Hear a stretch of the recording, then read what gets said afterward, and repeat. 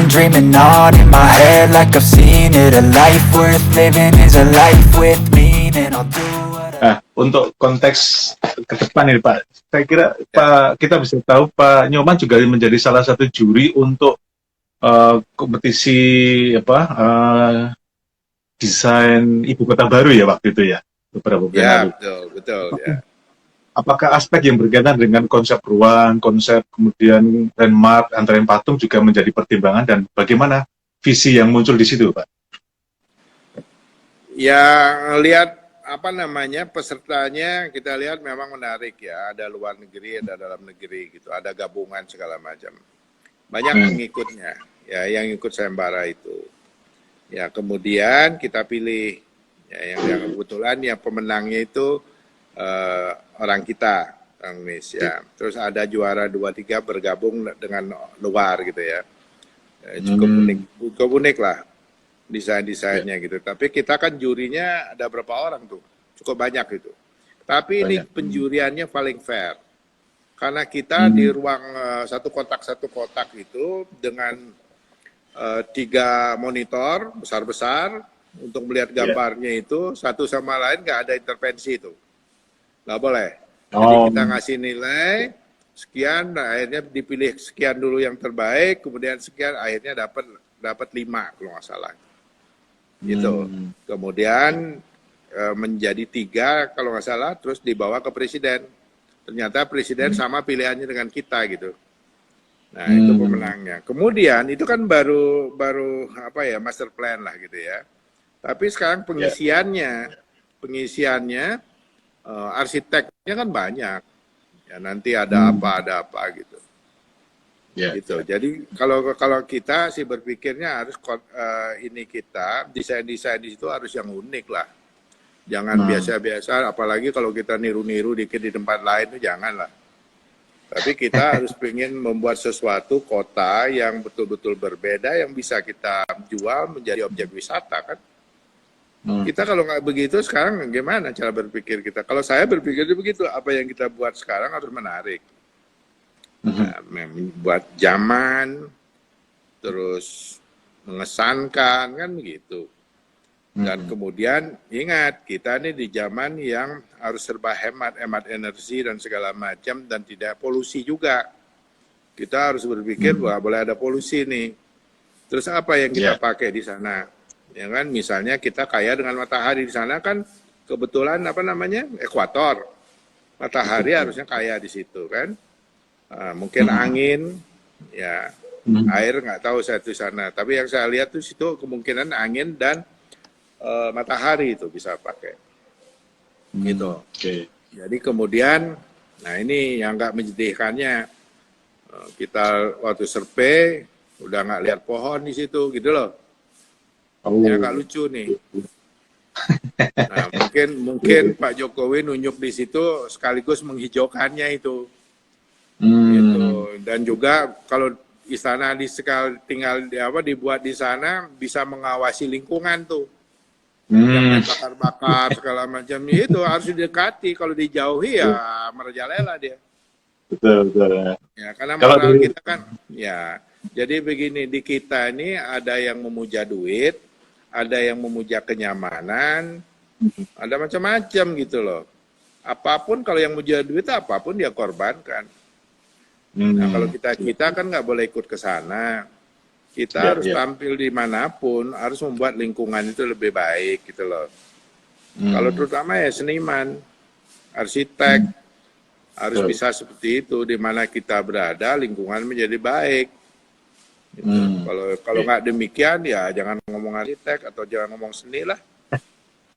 Ya, betul. Nah, Pak Nyoman itu bisa menjadi pilot project atau proyek percontohan untuk kota-kota yang sadar dengan soal seni di lingkungan, di ruang publik atau sebenarnya itu sudah ada sebelumnya? Yang mana nih yang akan di sana? Ya, akan di sana.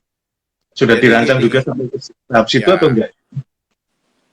Gini, semua rancangan harusnya berpikir seperti itu. Memikir lingkungannya, Ya, kita tidak membuat lingkungan tambah rusak, harus tambah baik. Terus kemudian polusi, sudah tidak sepantasnya kita membangun kota itu dengan rancangan-rancangan yang polutif gitu. Itu harus sudah begitu. Kemudian efisiensi. Apakah sama lagi dengan orang kita di Jakarta tuh punya mobil apa enggak, transportasi umumnya yang kita bagusin. Ya, serba praktis dan mudah gitu, murah gitu loh. Nah, itu yang kita dari Pak Presiden itu diharapkan seperti itu. Komunikasi yang bagus ya antara warga, terus kemudian kan sekarang begini, ASN misalnya kantornya di sini tapi tinggalnya 50 kilo gitu. 5 kilo itu kan udah nggak efisien. Nah, sekarang bagaimana membuat perumahan-perumahan itu yang efisien, bila perlu jalan aja dari rumahnya ke kantor gitu. Dan kemudian juga ada ide juga kalau drop off-nya mungkin yang level itu udah di lantai 2 supaya nggak bikin macet di bawah gitu. Jadi lobbynya itu di lantai 2 dan di bawah. Nah, ini pemikiran-pemikiran yang canggih diperlukan oleh arsitek-arsitek muda kita supaya bisa berkreasi lebih canggih lah begitu. Gini loh, canggih itu bukan berarti mempersulit kayak sekarang kita memainkan handphone itu. Kadang-kadang saking canggihnya kita jadi gaptek itu. Jadi iya betul kan. Jadi kalau sekarang teknologi yang harus dipilih, teknologi yang ramah terhadap orang tua, ramah terhadap yang gaptek itu. Kalau enggak kontennya gagal itu, hanya berarti buat anak muda saja. Nah, kita yang tua-tua kemana? Gitu loh. Nah, ini harus kita pikirkan, arsitek harus merancang seperti itu dan banyak pilihan-pilihan yang bisa membuat hidup itu menjadi mudah, bukan tambah sulit. Gitu. Nah, kemudian saya bilang juga, sekarang ini kan kita lihat tuh, kota-kota rancangan-rancangan lama, untuk nyebrang jalannya susah.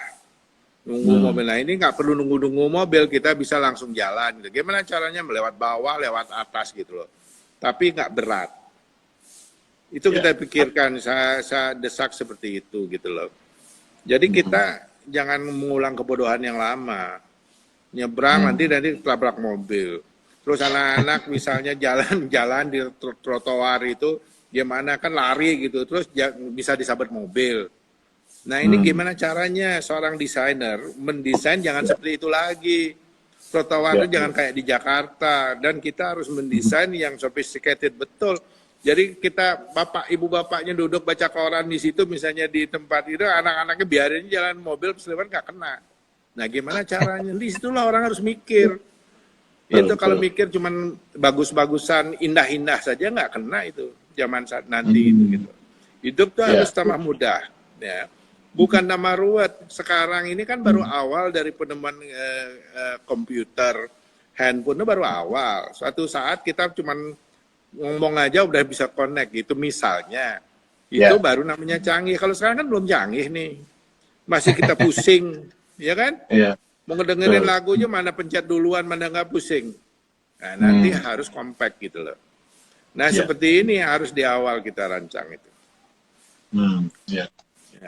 Teman-teman, ini kita waktunya 1 jam, tinggal beberapa menit lagi, dan saya ingin ini mungkin pertanyaan yang ujung ini. Saya ingin tahu persis ini situasi kan nyaris mandek semuanya ya. Seniman, politisi, semuanya itu bisa mengalami kemandekan paling tidak dalam 3 bulan terakhir. Kira-kira apa yang bisa dilakukan oleh seniman saat ini dan ke depan yang diproyeksikan sebagai sebuah obsesi kecil, jangka pendek oleh seniman? Betul. Sekarang ini adalah pelajaran yang sangat-sangat luar biasa. Bagaimana kita bisa bertahan. Bukan bertahan saja, tapi juga berkembang sebagai seniman itu berkarya. Nah, ini gimana caranya gitu. Kalau saya kebetulan ya tidak tahu akan ada COVID ini. Tapi saya selalu memang sudah siaga gitu loh. Karena seorang seniman tuh coba kapan sih laku patungnya kita nggak tahu. Ya kan? Siapa yang mau beli patung kita juga kita nggak tahu. Nah, sewaktu kita punya uang ya mau diapakan gitu loh. Nah, Hmm. dalam situasi COVID ini, saya punya karya baru yang cukup besar. Ada kurang lebih 5, 6 begitu, besar-besar, yang kita bisa selesaikan itu. Nanti kita mau bikin pameran digital kayak bagaimana gitu, karena masih takut dengan COVID. Tapi disebar bahwa kita ada karya-karya baru, dan ada kurang lebih 15 karya arsitek. Karya arsitek seni, patung. Jadi patung arsitek. Ya. Ya. Belum saya Karya bisa arsitektur. launching. Ya, Karya karya arsitektur. arsitektur patung. Jadi itu. Ini baru lah ya. Itu ada kurang lebih sekian desain selama COVID ini, saya desain seperti itu, yang sudah berupa video dan sebagainya. Ya, itu. Jadi kita, makanya saya bilang, sering saya bilang sama teman-teman itu, harus kita pinter-pinter menjaga diri. Kita kan sudah berapa kali krisis nih. Waktu orang Bali, kita di Bali dulu waktu lagi ngerjain GWK ada bom Bali. Bom Bali 1-2. Kemudian ada apa namanya moneter. Ya kan? Sekarang ada COVID. Jadi kita sudah diuji sekian kali. Jadi gimana caranya membuat diri kita kebal gitu ya. Yang di sekarang ini permasalahannya nggak kelihatan. Di mana si kuman itu berada kita nggak tahu. Terus bagaimana nyawa kita ini gimana gitu loh. Tapi dampaknya jelas ya. Kenapa? Gambarnya Tapi jelas. dampaknya jelas. Ya betul. Tapi nggak kelihatan gitu kan.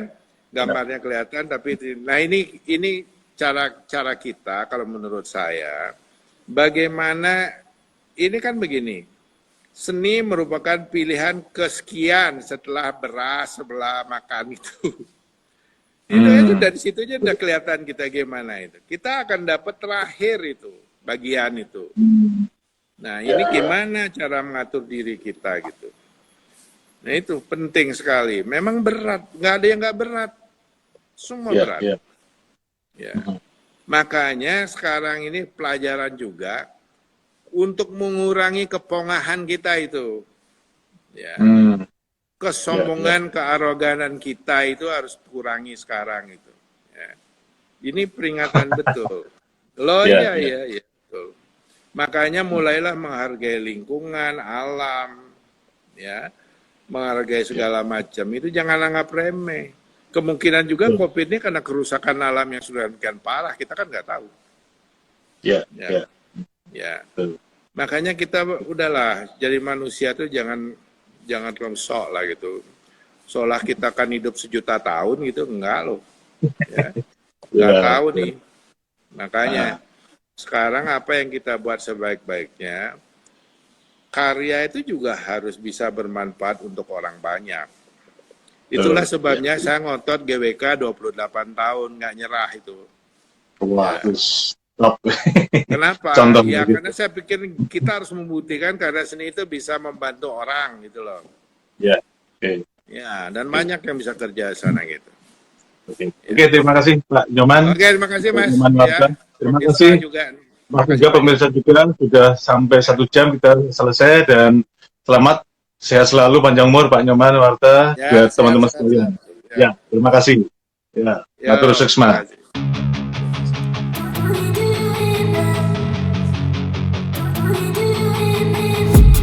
I've been dreaming on in my head like I've seen it, a life worth